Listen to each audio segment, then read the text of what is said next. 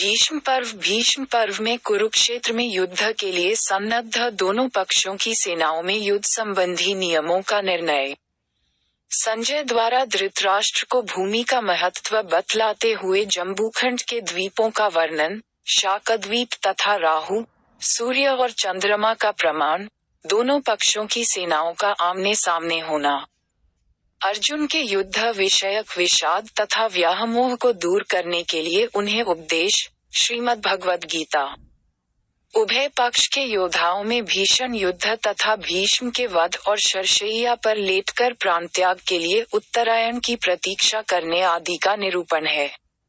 युद्ध भूमि कुरुक्षेत्र के मैदान में कौरवों पांडवों की सेनाएं आमने सामने आ डटी।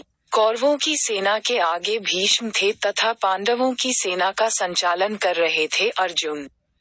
अर्जुन ने जब देखा कि उसे अपने गुरु, पितामह, भाई बंधु और सगे संबंधियों से युद्ध करना है, तो उसका हृदय कांप उठा। उसने सोचा कि वे ऐसे राज्य को लेकर क्या करेंगे जो उन्हें अपने प्रियजनों को मारकर प्राप्त होगा।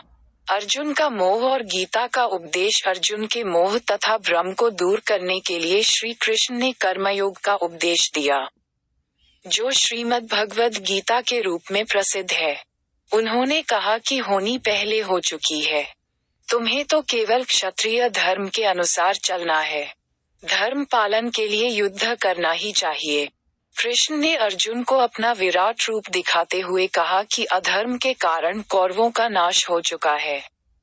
अर्जुन ने देखा कि समस्त कौरव श्री कृष्ण के मुख में समा रहे हैं।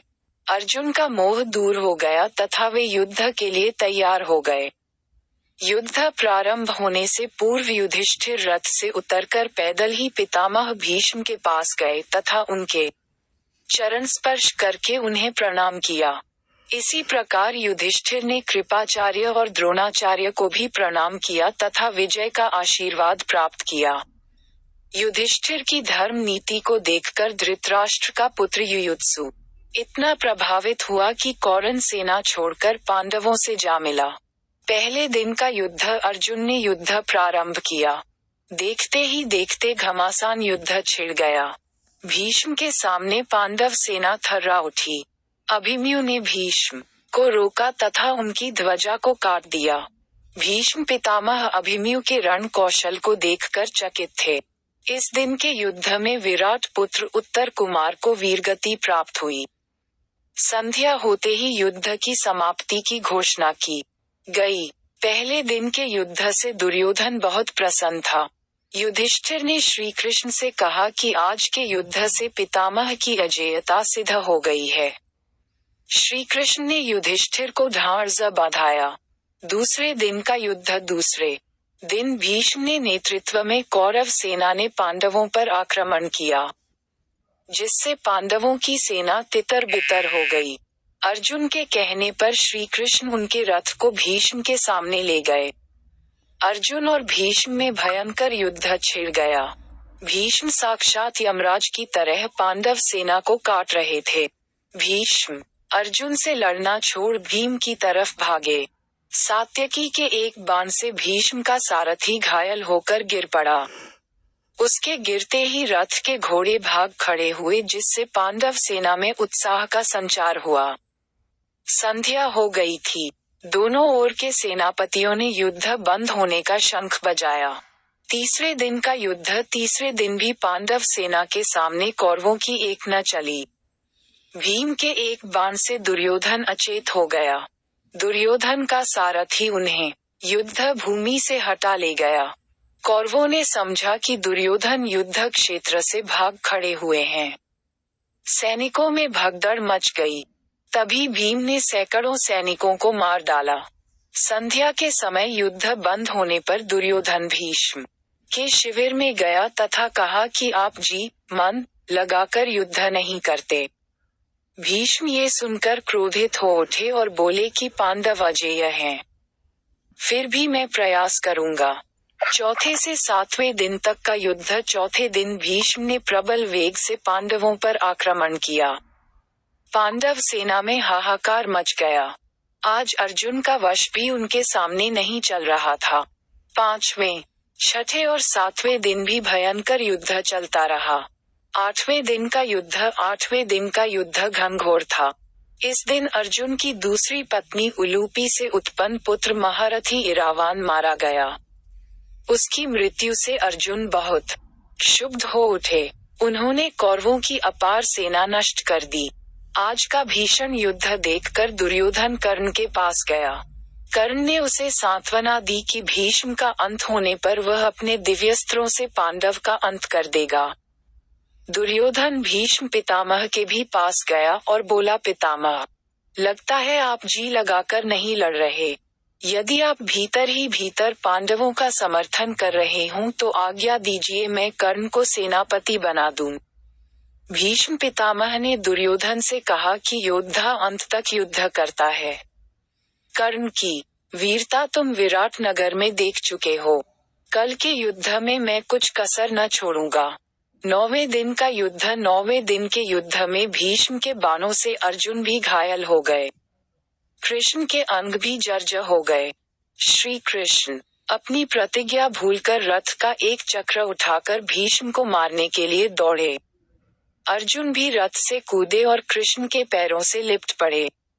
संध्या हुई और युद्ध बंद हुआ। रात्रि के समय युधिष्ठिर ने कृष्ण से मंत्रणा की। कृष्ण ने कहा कि क्यों न हम भीष्म से ही उन पर विजय प्राप्त करने का उपाय पूछें। श्री कृष्ण और पांडव भीष्म के पास पहुंचे। भीष्म ने कहा कि जब तक मैं जीवित हूं तब तक कौरव पक्ष अजेय है। भीष्म पितामह ने अपनी मृत्यु का रहस्य बता दिया। द्रुपद का बेटा शिखंडी पूर्वजन्म का स्त्री है। मेरे वध के लिए उसने शिव की तपस्या की थी। द्रुपद के घर वह कन्या के रूप में पैदा हुआ, लेकिन दानव के वर से फिर पुरुष बन गया। यदि उसे सामने करके अर्जुन मुझ पर तीर बरसाएगा तो मैं अस्त्र नहीं चलाऊंगा। 10वें दिन के युद्ध में शिखंडी पांडवों की ओर से भीष्म पितामह के सामने आकर डट गया, जिसे देखते ही भीष्म ने अस्त्र परित्याग कर दिया। कृष्ण के कहने पर शिखंडी की आड़ लेकर अर्जुन ने अपने बाणों से भीष्म को जर्जर कर दिया तथा वे रथ से नीचे गिर पड़े, पर पृथ्वी पर नहीं। तीरों की शैया पर पड़े रहे। भीष्म की शरशैया भीष्म के गिरते ही दोनों पक्षों में हाहाकार मच गया। कौरवों तथा पांडव दोनों शोक मनाने लगे।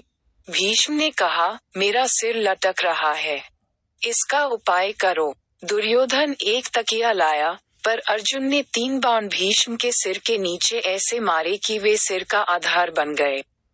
फिर भीष्म ने कहा, प्यास लगी है। दुर्योधन ने सोने के पात्र में जल मंगाया, पर भीष्म ने अर्जुन की तरफ फिर देखा। अर्जुन ने एक बाण पृथ्वी पर ऐसा मारा कि स्वच्छ जलधारा फूटकर भीष्म के मुंह पर गिरने लगी। पानी पीकर भीष्म ने कौरव पांडवों को जाने की आज्ञा दी और कहा कि सूर्य के उत्तरायण होने पर मैं प्राण त्याग करूंगा। भीष्म शरशैया पर गिरने का समाचार सुनकर कर्ण अपनी शत्रुता भूलकर भीष्म से मिलने गया। उसने पितामह को प्रणाम किया। भीष्म ने कर्ण को आशीर्वाद दिया और समझाया कि यदि तुम चाहो तो युद्ध रुक सकता है। दुर्योधन समझता है कि तुम्हारी सहायता से वह विजयी होगा, पर अर्जुन को जीतना संभव नहीं। तुम दुर्योधन को समझाओ, तुम पांडवों के भाई तथा कुंती के पुत्र हो। तुम दोनों पक्षों में शांति स्थापित करो। कर्ण ने कहा, पितामह, अब संघर्ष दूर तक पहुंच गया है। मैं तो अब सूत अधिरथ का ही पुत्र हूँ, जिसने मेरा पालन पोषण किया है। ये कहकर कर्ण अपने शिविर में लौट आया। भीष्म पर्व के अंतर्गत 4 उप पर्व हैं और इसमें कुल 122 अध्याय हैं। इन 4 उप पर्वों के नाम हैं जम्बूखंड विनिर्माण पर्व, भूमि पर्व, श्रीमद् भगवद गीता पर्व, भीष्म वध पर्व। अगर आपको वीडियो अच्छा लगा तो सब्सक्राइब करें और शेयर करें एजुकेशन स्टोरी।